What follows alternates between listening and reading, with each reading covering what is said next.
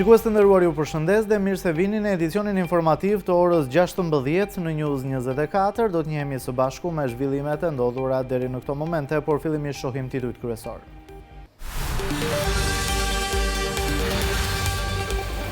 Dosja e unazës së madhe SPAK, Ministria Balluku jo vetëm përcaktoi tenderin, por imponoi biznesmenit edhe ortakët urdhri për kreun e ARSH, asnjë tender në Shqipëri për kompaninë e deputetit të PD-s.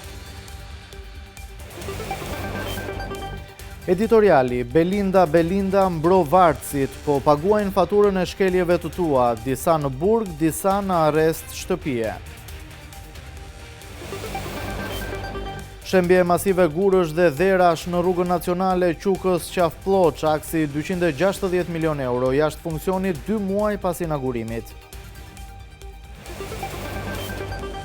Duke folur në podcastin e tij, kryeministri Rama tha se kush më njeh e di që vuaj nga pakënaqësia dhe do të jemi gëzuar pa kushte kur të jemi në Bashkimin Evropian. CDI miraton rezolutën që e cilëson Shqipërinë narkoshtet. Partia Demokratike, situata është alarmante, në rrezik siguria në rajon. Rreshje e shiu e bore në të gjithë vendin, 10 shtëpi në ujë, 15 ura të dëmtuara, 1500 hektar toke përmbytur. Bisedime në Gjenev për fundin e luftës në Ukrainë, aleatët evropian, Kanadaja dhe Japonia shqetësime për planin e paqes të Trump që i jep territore Rusisë.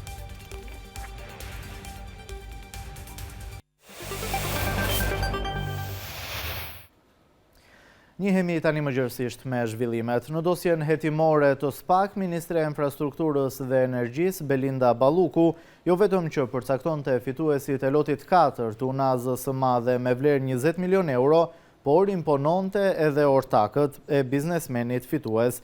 Sipas dosjes hetimore të SPAK, 3 kompanit që u shpallën fituese nga autoriteti rrugor shqiptar nuk plotësonin kriteret për ndërtimin e rrugës. Sa kaq në komunikimet mes Balluku dhe ish drejtorit ARSH-s Eviz Berberi, Ministria e Infrastrukturës urdhëron që kompania e konsulencës së deputetit Partisë Demokratike Lefter Gështenja në vitin 2021 të mos marrë asnjë tender në Republikën e Shqipërisë.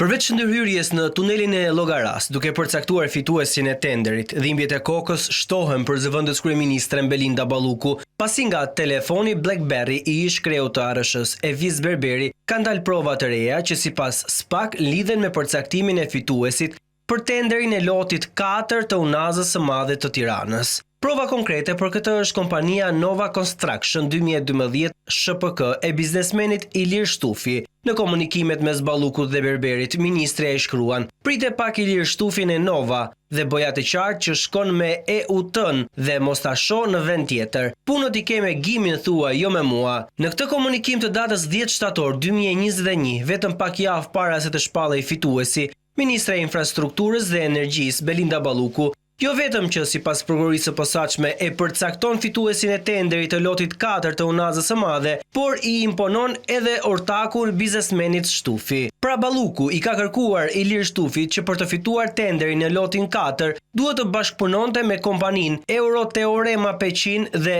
P Vlaku SHPK. Vetëm 4 ditë pasi zhvillohen këto biseda, më 14 shtator 2021, biznesmeni Shtufi rezulton të ketë lidhur kontratë bashkëpunimi me shoqërinë Euroteorema Peqin dhe P Vlaku SHPK për të marrë pjesë në procedurën e prokurorimit për tenderin e lotit të 4 të unazës së madhe, të cilin më pas e fituan, edhe pse kishte 3 oferta më konkurruese. Nga komunikimet mes Ballukut dhe Berberit, SPAK evidenton se ministria shfaqet e shqetësuar pas publikimit në media të një liste me emrat e fituesve të tenderave për unazën e madhe. Ajo e pyet Berberin për një punonjëse të prokurimeve me emrin Miranda, duke kërkuar të verifikojë nëse dikush ka nxjerrë informacionin. Berberi e siguron se Miranda nuk ka pasur dieni për emrat e operatorëve, pasi sipas tij vetëm ai e dinte përbërjen. Berberi shkruan Ballukut se për çdo lot kanë marrë kriteret në letër pa emër. Me këtë frazë, prokuroria e posaçme dyshon se kriteret për çdo tender përcaktoheshin duke pasur parasysh fituesin, që vetëm ai t'i plotësonte. Shqetësimin se dikush i ka zbuluar, Balluku e përsërit edhe në një tjetër bisedë me Berberin 3 javë më vonë, kur ai e pyet nëse duhet ta shpall fituesin. Të mërkurën, ikni shijoni fundjavën. Merruni me punë serioze. Ke një player që flet aty, i shkruan Balluku Berberit. Bashkimi i operatorëve të përcaktuar nga Balluku fituan tenderin 20 milion euro, ndërsa SPAK thot se kompanitë fituese nuk i plotësonin as kriteret e vendosura nga vetë Ministria e Infrastrukturës dhe Energjisë. Kompanitë nuk kanë paraqitur asnjë provë se kishin realizuar më parë punë të ngjashme me një vlerë minimale prej 50% të kontratës apo një volum punësh të barabartë me dyfishin e vlerës limit, siç ishte përcaktuar në kriterin e tenderit. Në dosjen e SPAK për Belinda Ballukun tregohet se si ministra udhëzonte Berberin që të përjashtonte nga tenderat kompanitë që nuk i pëlqenin. Në një komunikim të datës 28 tetor 2021, ministre i kërkon drejtorit të ARSH-s Eviz Berberit që firma e konsulencës Civil Cons, e lidhur prej saj me deputetin demokrat Lefter Gështenja, të mos marrë asnjë punë në territorin e Shqipërisë. Mos ta shoh të marrë tjetër punë në Republikën e Shqipërisë, urdhëron Balluku, ndërsa Berberi i përgjigjet se është e lehtë. Administratori i kompanisë në fjalë rezulton Korab Aliko, ndërsa ortak Rezart Haxhiu. Ortakët themelues të kësaj kompanie, me objekt të veprimtarisë, studim dhe projektim të ndërtimeve të ndryshme, janë Korab Aliko dhe Lefter Gështenja me 50% të kapitalit secili. Por në vitin 2019, Gështenja është larguar nga drejtimi i kompanisë, duke i dhuruar aksionet. Belinda Balluku vijon të jetë e lirë, ndërsa rreth 20 vartës së saj presin dënimin dhe drejtësinë të izoluar në qeli apo në arrest shtëpie. Mesazhet e zbardhura nga SPAK tregojnë qartë se ata që zbatonin urdhrat e saj sot po mbajnë të gjithë peshën. Ndjekim editorialin e News 24. Rreth 20 vartës të Belinda Ballukut ndodhen sot në situata krejt të ndryshme nga jo e ish-ministres. Disa në qeli, të tjerë në arrest shtëpie, të shkëputur nga familjet, fëmijët, shoqëria dhe jeta e tyre e përditshme, të ekspozuar publikisht, të treguar me gisht, të mbartur si përgjegjës kryesor deri në momentin kur SPAK ta çoi dosjen për gjykim, ndërkohë vetë Belinda Balluku vijon të jetë e lirë. Dhe pikërisht këtu lindin disa pyetje. Si ndihesh zonja Belinda kur njerëzit që kanë zbatuar urdhrat e tua, njerëzit që udhëzove drejt veprimeve të paligjshme, sot mbajnë peshën më të rëndë? Si është të ecësh e lirë, ndërsa ata presin të izoluar vendimin e drejtësisë? Mesazhet e zbardhura në dosjet e SPAK nuk lënë hapësirë për interpretim. Ato tregojnë qartë hierarkinë e vendimarrjes dhe se si vartësit firmosnin e vepronin për llogarinë tënde. Çfarë më parë përflitej nga opinioni, sot është provuar dhe vulosur me SMS-t. Prandaj zonja Belinda bëj sot një akt të drejtë, mos i vër vartësit të paguajnë të gjithë faturën e një sistemi që e ngrite, e ushqeve dhe e drejtove vetë. Është momenti të ulësh kokën dhe të marrësh përgjegjësinë që të takon. Mos e harro se ndërsa ti përpiqesh të shpëtosh veten me thonjë, të tjerë po sakrifikohen në heshtje. SPAK do të bëjë detyrën e vet, por ti je e vetmja që mund t'i heqësh barrën atyre që sot vuajnë pasojat e vendimeve të tua, dhe kjo është përgjegjësia jote më e rëndë morale, ajo që s'mund t'i shpëtosh, sepse mban nga fillimi në fund emrin tënd. Shembja e një masivi shkëmbor ka nxjerrë jashtë funksioni taksin rrugor Qukës Qafpllot. Shembja e masivit të dherave dhe gurve këtë të diel regjistroi problematikën më të madhe me këtë aks 2 muaj pas inaugurimit. Për përfundimin e rrugës u deshën plot 14 vite dhe u shpenzuan 260 milion euro, por vetëm 2 muaj funksion bëri që rruga të degradonte.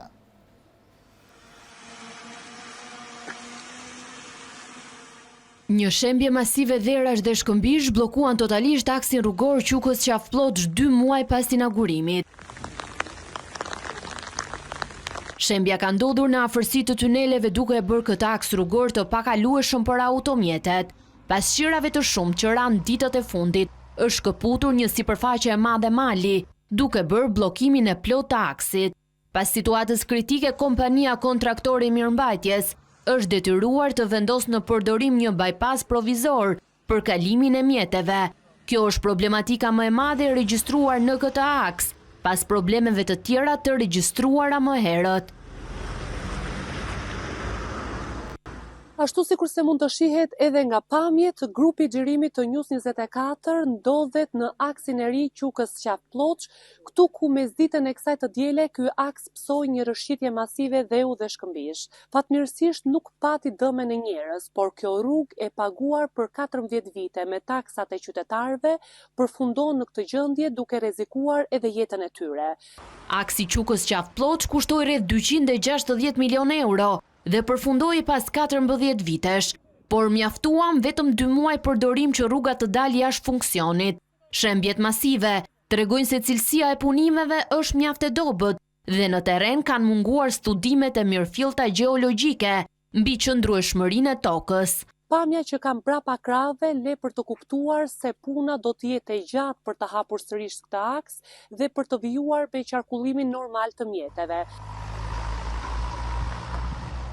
Shembjet e përsëritura ngren dyshime të forta për mënyrën e projektimit të rrugës, për mbikëqyrjen dhe cilësinë e ndërtimit.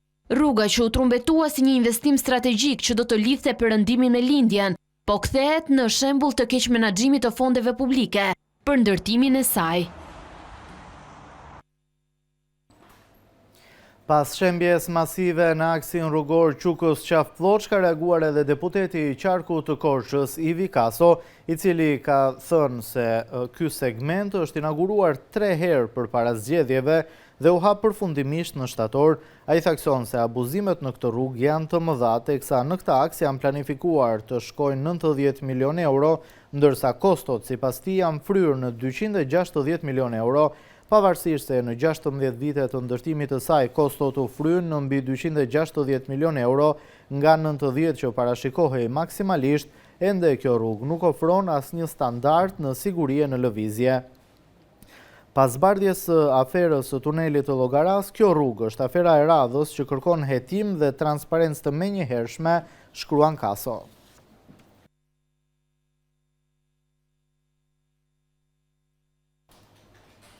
Sekretari i përgjithshëm i Partisë së Lirisë, Tedi Blushi, akuzoi Edi Ramën dhe Belinda Ballukun se rrugët që kanë ndërtuar janë jashtë çdo standardi dhe rrezikojnë jetën e qytetarëve. Ai shtoi se rruga Qukës-Qafë-Ploç është një tjetër aferë korruptive e kësaj qeverie. Shembja e rrugës Qukës-Qafë-Ploç, që ndodh pa kohë pas shembjes si një tjetër rrugë të Florint, si ajo Korçë-Ersek, dhe pas shpërtimit të aferës me tunelin e Llogaras, ku Rama Balluku votën 50 milion euro me një terren të lapsit dhe 25 milion euro me 2 urat që nuk i ndërtuan kur, pra shembja e urës Qukës-Qafë-Ploç është një tjetër dëshmi që veprat madhështore të kësaj qeverie nuk janë autostradat, tunelet apo urat moderne, por vetëm hapja e gropave të zeza dhe të thella të një korrupsioni skizofrenik që shfaqet në çdo sektor, jo vetëm në infrastrukturë, por edhe në bujqësi, në shëndetësi dhe në arsim. Adriatik Lapa ishte në vendin ku një masiv shkëmbor u shem duke bllokuar aksin rrugor Qukës-Qafë-Ploç. Sipas tij, kjo është ajo çfarë ndodh kur tenderat jepen me telefona dhe të paracaktuara, duke ju referuar komunikimeve të Belinda Ballukut dhe Evis Berberit. Kur tenderat bëhen me telefon e ku përfituesi dihet pa u shpahur procedura e ku hekuri mungon në beton, jeta e qytetarëve rrezikohet. Sot fati ka dash që një shqiptar apo disa të kenë shpëtuar pasi masivi i madh shkëmbor në aksin Qukës-Qafë-Ploç ka shkar që në shiun e parë. Kujtoj që për këtë rrugë janë dashur plot 14 vite për të ndërtuar dhe plot 260 milion euro. Kjo është e papranueshme.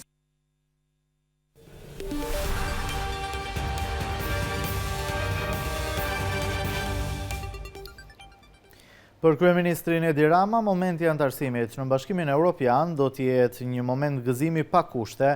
Në podcastin e tij të përjavshëm Flasim, Rama u shpreh se lufton shumë për bindjet e tij. Kryeministri Edi Rama në serinë e radhës të podcastit Flasim foli për procesin integrues të vendit. Ai u shpreh se momenti i antarësimit të Shqipërisë në Bashkimin Evropian do të jetë momenti kur ai do të jetë i gëzuar pa kushte. Dhe nëse në distancë mund dukem si dikush që mendon se i di të gjitha, në fakt unë vuaj nga pakënaqësia, dhe unë jam i pakënaqur me çdo gjë që bëj.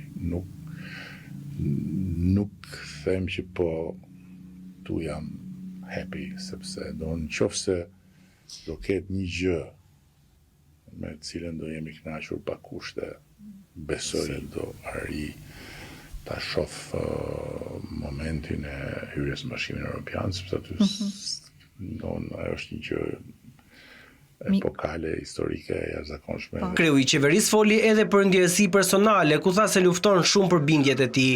Unë luftoj shumë për bindjet e mia, domethënë jam shumë i vështirë në debat, sepse i mbroj me shumë forcë bindjet e mia, dhe unë mendoj që njeriu duhet i mbroj bindjet e vetë me forcë.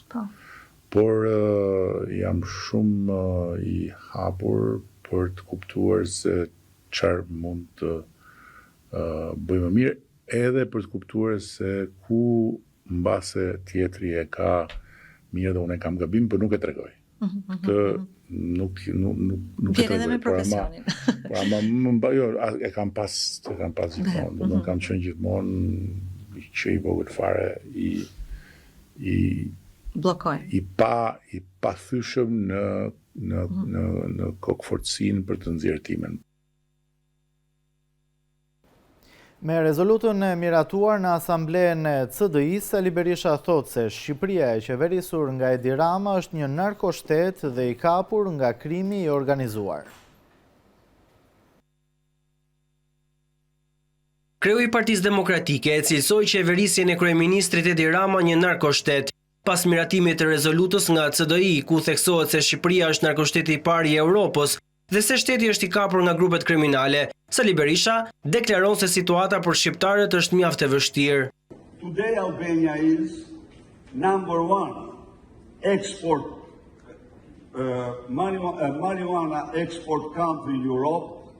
Is Albania's dark cocaine clans dominate the cocaine market in Europe and dictate the prices of cocaine in overall Europe. Ekonomia e Shqipërisë sipas Berishës është e mbështetur në trafikun e drogës me fitime që shkojnë në fushën e ndërtimit. The government is strongly linked with drug cartels and the barons of drugs, Albanian barons of drugs. The government of Albania is proved. The Prime Minister received himself the top people of Sinaloa of Mexico, which are 4 Albanian brothers. He sent a charter, special charter, from Tirana to Aruba for a special meeting with drug lords, Albanian drug lords in Latin America. Berisha tha se si pasojë e këtyre fakteve, mbi 1 milion shqiptar janë larguar nga Shqipëria. Shkëputemi tani për publicitet, rikthehemi pas pak me të tjera informacione.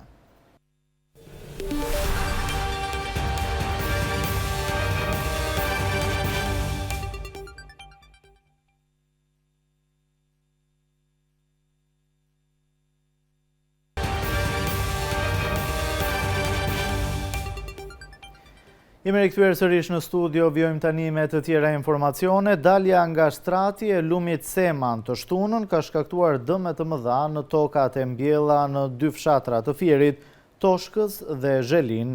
Fermerët thonë se dëmet në sera janë të parikuperueshme dhe kërkojnë ndihmë nga shteti. Ata thonë se nuk u mor asnjë mas.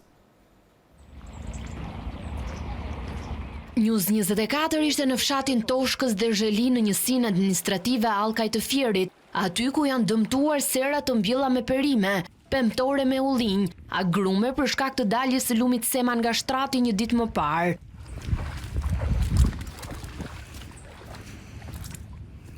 Fermerët e zonës thonë se dëmet në sera janë të parikuperueshme për shkak të pranisë së ujit, duke u shkaktuar dëme të mëdha ekonomike.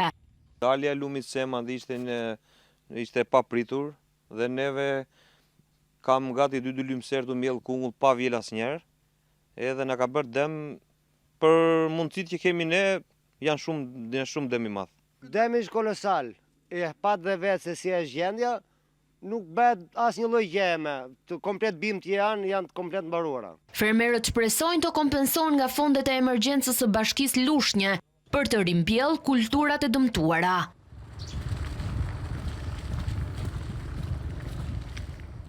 Ndihmë nga shteti neve nuk kemi parë ndonjëherë dhe nuk kemi për të parë. Kjo ka rëndësi për mua, se çfarë do bëhet, Zoti lart e di. Në këtë sezon mbi 10 milion lekë. Dhe janë aktualisht brenda e sheh vet. Ja te ke. Ja te ke, e zhvjel vetëm një kat domate. E zhvjel vetëm një kat. Ta llogarisin vet boti, kushdo që ta llogarisin, me sa është kilja sot, sa kujtal ka brenda ajo dhe sa lekë do mbesi mua. Po erdhëm, folëm ata të bashkisë me kryetarën e bashkisë, pruri ata çunat ata specialistat, bën 2-3 foto si gjithmonë dhe na përcollën. Nuk e dim tani. Edhe pse qarku fier nuk ishte parashikuar ndër qarqet e rrezikuara nga vala e përkeqësimit të motit që përfshiu mbar vendin, problematikat nuk munguan. Lumen, Seman dhe Vjos kishin vite që nuk ishin dalë nga shtrati, duke gjetur të papërgatitur banorët. Pas rënjes së intensitetit të rreshjeve, këtë të diel, Lumi Seman është tërhequr pjesërisht nga shtrati. Prej 5 ditësh, fshati Golem në Gjirokastër mbetet i bllokuar. Rrëshqitja e dherave nga moti i keq ka shkaktuar bllokimin total të fshatit. Rrëshqitja e dheut për shkak të motit të keq ka shkaktuar bllokimin prej 5 ditësh të fshatit Golem në Gjirokastër. Segmenti është bërë pothuajsi i pakalueshëm duke izoluar tërësisht banorët e fshatit Golem. Sipas banorëve, rrëshqitjet janë të vazhdueshme dhe prurjet e dheut e bllokojnë rrugën menjëherë pas çdo rreshjeje. Firma kontraktore nuk ka kryer asnjë ndërhyrje të plotë për pastrimin dhe hapjen e rrugës, ndërsa rreshjet e ditëve të fundit e kanë përkeqësuar më tej gjendjen. Banorët thonë se ndodhen në vështirësi për të lëvizur dhe kërkojnë zgjidhjen e situatës nga institucionet. Rruga mbetet e bllokuar dhe nuk ka një afat të deklaruar për ndërhyrje, ndërsa rreshtet e shiut vijojnë të rrisin rrezikun e rrëshqitjeve të reja.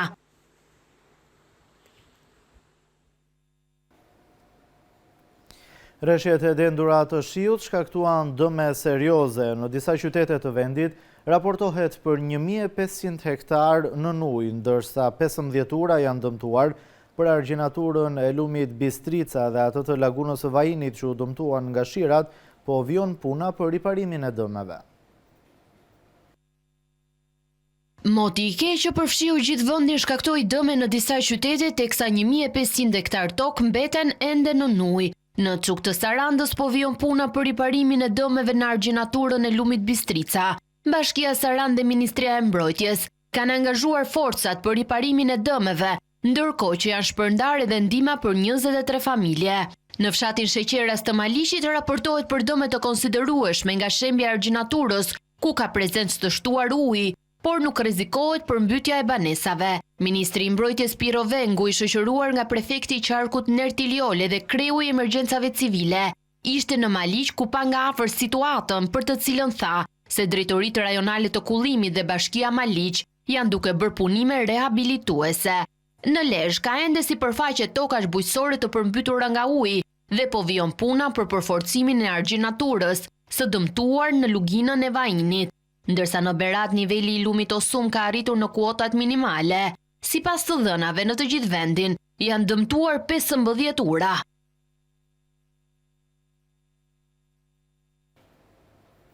Pas disa ditësh me rreshje intensive që sollën problematika të shumta, në qarkun e Korçës, në zonat malore, kanë nisur rreshjet e Dëborës. Le të ndjekim raportimin e gazetares Lorena Kodra.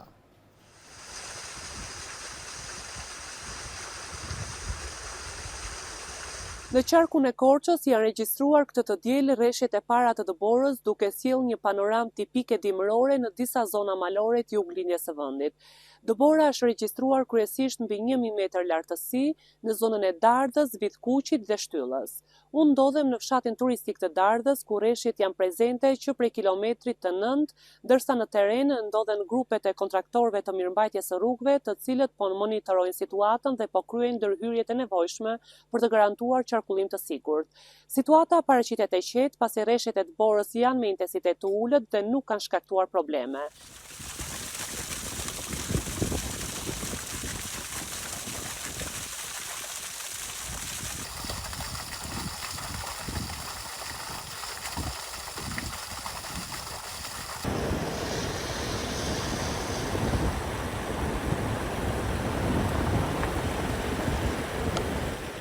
Në 72 orët e fundit, temperaturat në qarkun e Korçës kanë pësuar rënje të ndjeshme, duke krijuar kushtet për rreshjet e para të Dëborës. Kujtojmë këtu se qarku i Korçës ditëve të fundit u përfshi nga rreshje të shumta të shiut, të cilat sollën përmbytje dhe vështirësi në shumë zona dhe në bashki të këtij qarku. Ndërkohë, autoritetet lokale dhe grupet e emergjencave vijojnë të jenë në gatishmëri dhe në pritje të çdo ndryshimi të mundshëm të kushteve atmosferike, ndërsa nga ana tjetër drejtuesit e mjeteve këshillohen të lëvizin me kujdes të shtuar dhe të respektojnë rregullat e qarkullimit në zonat që ka prezencë dëbore.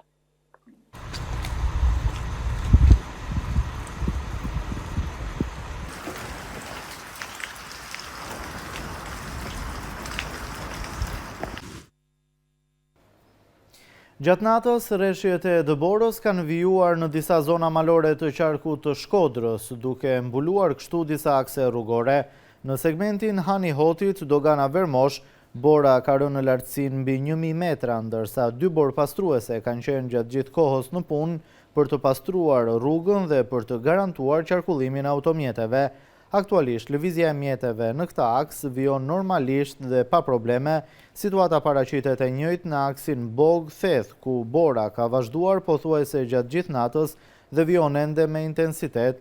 Trashësia e saj ka kaluar 40 cm, ndërsa ekipet e firmës kontraktuese po punojnë me forca të shtuara për të mbajtur të hapur rrugën dhe për të siguruar qarkullim të pandërprer. Edhe rruga Bog-Theth është e kalueshme për automjetet. Autoritetet u bëjnë thirrje drejtuesve të mjeteve të lëvizin me kujdes dhe të jenë të pajisur me zinxhir dhe goma dimërore.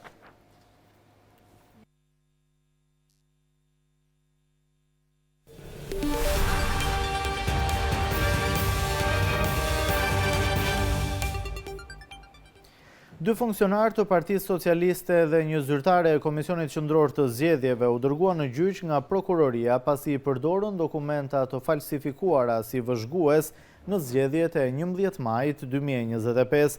Nga hetimet rezultoi se sekretari organizativ i Partisë Socialiste kishte përdorur një dokument vëzhgimi në një shkollë në Vorë, dokumenti dyshuar i falsifikuar që nuk ishte lëshuar nga Komisioni Qendror i Zgjedhjeve.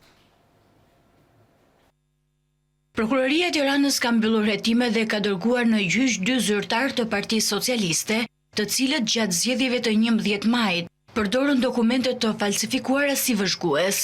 Arlind Papa akuzohet për veprat penale, falsifikimi i dokumenteve dhe përvetësimi i titullit apo i detyrës shtetërore. Ndërsa Gëzim Demiraj dhe punonjësja e KQZ-s, Migena Xibinaku, për falsifikimi i dokumenteve. Arlind Papa ka marrë pjesë i vëzhgues në një qendër votimi me një dokument të KQZ-s, i cili nga hetimet rezultoi falsifikuar. Gjatë fazës hetimore, Papa ka sqaruar se është sekretar organizativ i Partisë Socialiste dhe përveç kësaj qendre, kishte detyrë të vëzhgonte edhe 43 qendra të tjera votimi në Bashkinë e Vorës. Ai kishte deklaruar se dokumentin si vëzhgues ja kishte dhënë një ditë para zgjedhjeve Gëzim Demiraj, sekretari përgjithshëm i Këshillit të Qarkut Tiranë. Ndërsa Demiraj pretendoi se dokumentin si vëzhgues e kishte siguruar nga KQZ, por rezultoi se nuk ishte regjistruar në këtë institucion si vëzhgues dhe nuk ishte firmosur ndonjë shkresë për këtë veprim. Nga hetimet e prokurorisë rezultoi se dokumenti i falsifikuar u përdor ditën e zgjedhjeve të 11 majit nga Arlind Papa. Ky veprim është kryer në bashkëpunim nga Gëzim Demiraj dhe Migena Xibinaku, sekretare në zyrën e protokollit në Komisionin Qendror të Zgjedhjeve, të cilët ndihmuan në sigurimin e dokumentit fals. 4 persona janë arrestuar nga policia e Tiranës pas zbulimit se merreshin me falsifikim eurosh dhe i hidhnin ato në treg. Nga hetimet ka rezultuar se shitja e eurove të falsifikuara bëhej nëpërmjet bisedave që kryheshin në TikTok nga të arrestuarit. Në rastin e goditur nga policia, porositësi ishte nga Shkodra, ku dyshohej se euro false do të hidheshin në treg në këtë qark, por edhe në Maltëzi. Një grup kriminal që hidhte në treg euro false është zbuluar nga policia e Tiranës, ndërsa 4 persona janë arrestuar dhe një tjetër është shpallur në kërkim. Në pranga u vun Alessio Brungaj, Sergio Lala dhe Enis Aliaj, si dhe një 17 vjeçar. Sipas policisë, Lala, Aliaj dhe i mituri u kapën në flagrancë në momentin që po tentonin të tërhiqnin në një post në Tiranë 11 pakot që përmbanin kartmonedha euro të dyshuara të falsifikuara. Këto dërgesa kryheshin nga Alessio Brungaj, i cili përdorte një emër tregtar të rem për të maskuar veprimtarinë dhe për të shpërndar kartmonedhat e falsifikuara. Sipas burimeve, 19 vjeçari Brungaj nga Shkodra dyshohet se ishte personi që kishte porositur shumat e eurove të falsifikuara. Dyshohet se euro do të hidheshin në qarkullim në Shkodër dhe në Maltëzi. Shuma e porositur ishte 18.000 euro në prerje të ndryshme. Sergio Lala dhe Enis Aliaj, si dhe 17 vjeçari i arrestuar, dyshohet se përmes faqeve në TikTok shisnin euro të falsifikuara, ku përmes mesazheve në këtë rrjet social kanë komunikuar dhe me të riun nga Shkodra. Kallëzimet në polici janë bërë ndaj 17 vjeçarit të arrestuar, pasi nga hetimet ka rezultuar se kjo nuk është hera e parë që ai rezultoni i përfshirë në këtë veprimtari të jashtëligjshme. Të arrestuarit nuk kanë pranuar të flasin para hetuesve, ndërsa policia vijon hetimet për zbulimin e personave të tjerë që fshihen për kartmonedhat false. Ka dyshime që i mituri dhe të rinj të arrestuar përdoren nga persona të tjerë për të shpërndar eurot false. Arrestohet në Fier një 57 vjeçar pasi u kap në një lokal me armë me vete. Bëhet fjalë për Petrit Mërnica, babai i Azgan Mërnicës, i cili vrau punonjësin e policisë Shqiponjave në Fier një vit e gjysmë më parë. Në një lokal në fshatin Çerm Çlirim, 57 vjeçarit ju gjet një armë zjarri pistolet, 2 krëhra me 7 fishek që i mbante në çantën e dorës. Ai është një person me precedent të mëparshëm penal i dënuar më parë për vrasjen e Kunatit, për të cilin ka bërë 20 vite burg. Kujtojmë se gjykata e Fierit dënoi me burgim të përjetshëm djalin e tij Azgan Mërnica nën akuzën për vrasjen e policisë të forcave Shqiponja. Azgan Mërnica po drejtonte automjetin e tij me shpejtësi të lartë, gjest që ka bërë të reagojë efektivi i policisë, i cili ishte në detyrë dhe i ka tërhequr vëmendjen. Pas një debati të ashpër, Mërnica ka nxjerrë armën e zjarrit dhe ka qelluar për vdekje efektivin.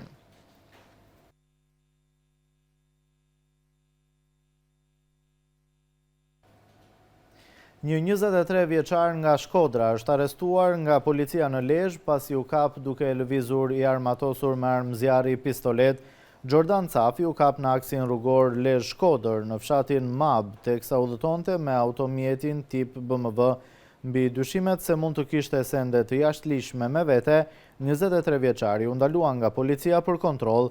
Në çantën që mbante me vete, atij u gjet një pistolet me krëhër dhe municion luftarak, ndërsa në banesën e tij në Shkodër u sekuestrua një sasi e vogël kanabisi. 23 vjeçari akuzohet për armbajtje pa leje dhe prodhim dhe shitje të narkotikëve.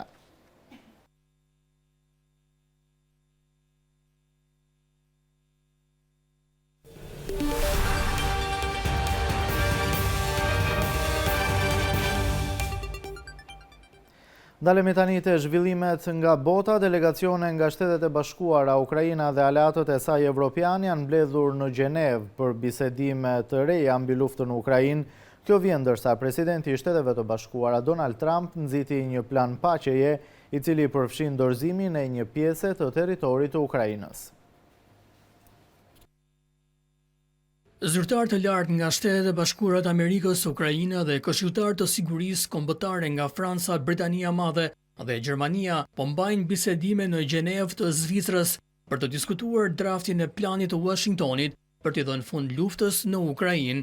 I dërguari i posaçëm i SBA-s, Steve Witkoff, dhe sekretari i shtetit Marco Rubio mbërritën të dielën në Zvicër për bisedimet mbi përfundimin e pushtimit rus, i cili tashmë është në vitin e 4, të premten presidenti i SBA-s Donald Trump tha se presidenti i Ukrainës Zelenski kishte afat deri të njëjtën për të miratuar planin me 28 pika, i cili i bën thirrje Ukrainës të heqë dorë nga territori, të pranojë kufizimet në ushtrinë e saj dhe të heqë dorë nga ambicjet për të bashkuar me NATO-n. Shpresojmë të sqarojmë detajet përfundimtare për të hartuar një marrëveshje që është e favorshme për Ukrainën, tha një zyrtar amerikan. Asgjë nuk do të bie dakord derisa të dy presidentët të takohen, theksoi ai, duke u referuar Trump dhe Zelenskit. Udhëheqësit evropian dhe të tjerë perëndimor thanë të shtunën se plani i paqes i SBA-s, i cili mbështet kërkesat kryesore ruse, ishte një bazë për bisedime për t'i dhënë fund luftës, por kishte nevojë për punë shtesë, ndërsa ata kërkojnë një marrëveshje më të mirë për Kievin para afatit të së njëjtës. Përpara bisedimeve, presidenti Zelenski paralajmëroi se Ukraina rrezikonte të humbiste dinjitetin dhe lirinë e saj, ose mbështetjen e Washingtonit për shkak të këtij plani. Presidenti rus Vladimir Putin e përshkroi planin si bazën e një zgjidhje për konfliktin, por Moska mund të kundërshtojë disa propozime në skem, e cila kërkon që forcat e saj të tërhiqen nga disa zona që kanë pushtuar. Në Republikën Serbe të Bosnjës po votohet për të zgjedhur presidentin e ri të këtij entiteti pas shkarkimit nga detyra të presidentit deritanishëm Milorad Dodik. Shkarkimi i këtij të fundit erdhi për shkak se ai rrezikoi marrëveshjen e paqes që mban Bosnjën të Bashkuar pas luftës së viteve 90. Qytetarët e Republikës Srpska në Bosnjë po votojnë të dielën për të zgjedhur një president të ri, pasi presidenti i deritanishëm Milorad Dodik u shkarkua nga detyra pasi shpërfilli të dërguarin në posaçëm ndërkombëtar për paqen në Bosnjë. Dodik u largua nga posti i presidentit të Republikës Srpska në gusht, pasi u dënua për mos respektim të vendimeve të përfaqësuesit ndërkombëtar Kristian Schmid, i cili mbikëqyr marrëveshjen e paqes, e cila ka mbajtur Bosnjën të Bashkuar që nga përfundimi i luftës ndëretnike të viteve 90. Zgjedhjet e parakohshme në Republikën Srpska, një nga dy entitetet gjysmë autonome të Bosnjës, përkrah Federatës Bosnjako-Kroate, nënkuptojnë se fituesi do të shërbejë për më pak se një vit deri në zgjedhjet e përgjithshme në tetor 2026. Zgjedhjet shihen si provë vendimtare mbështetjes për Partinë Nacionaliste të Dodik, e cila ka qenë në pushtet për gati 2 dekada. Rreth 1.2 milion votues me të drejtë vote mund të zgjedhin mes 6 kandidatëve, por 2 prej tyre konsiderohen favorit kryesor. Sinisha Karan, ish ministër i brendshëm, është aleat i ngushtë dhe zgjedhja personale e Dodik, i cili mbetet kreu i partisë së tij Aleanca Social-Demokratëve të Pavarur. Grupi kryesor i opozitës, Partia Demokratike Serbe, ka zgjedhur Branko Blanushën, një profesor relativisht të panjohur të inxhinierisë elektrike, 56 vjeç, i cili ka akuzuar vazhdimisht Dodik dhe partinë e tij për korrupsion. Zgjedhjet po mbahen pas vitesh përplasjeje midis përfaqësuesit të lartë të Bosnjës, Kristian Schmid, dhe Dodik, përplasje që sipas shumë analizëve e quan vendin në prag të krizës më të rëndë politike që nga përfundimi i luftës së viteve 92-95. Në Sloveni po votohet në një referendum për miratimin ose jo të vdekjes asistuar, e njohur ndryshe si eutanazia. Një grup civil i mbështetur nga Kisha Katolike dhe opozita konservatore parlamentare mblodhi 46.000 nënshkrime për një referendum disa muaj pasi parlamenti sloven e miratoi ligjin për eutanazin. Slovenët shkuan në një referendum të ri që do të përcaktojë nëse një ligj që legalizon vdekjen e asistuar, që njihet me termin eutanazi, do të zbatohet apo do të pezullohet, pasi kritikët nisën një fushat kundër legjislacionit. Disa vende europiane, përfshirë Austrinë, Belgjikën, Holandën dhe Zvicrën, lejojnë që personat në fazë terminale të marrin ndihmë mjekësore për t'i dhënë fund jetës së tyre. Parlamenti i Slovenisë miratoi një ligj në korrik që lejon vdekjen e asistuar, pasi një referendum i vitit 2024 e mbështeti atë, por një votim i ri u thirr pasi një grup civil i mbështetur nga Kisha Katolike dhe opozita konservatore parlamentare mblodhi 46.000 nënshkrime në favor të një rivotimi duke të i kaluar 41 të kërkuara. Ligji do të hyjë në fuqi nëse shumica e pjesëmarrësve që përfaqësojnë të paktën 20% të 1.7 milion votuesve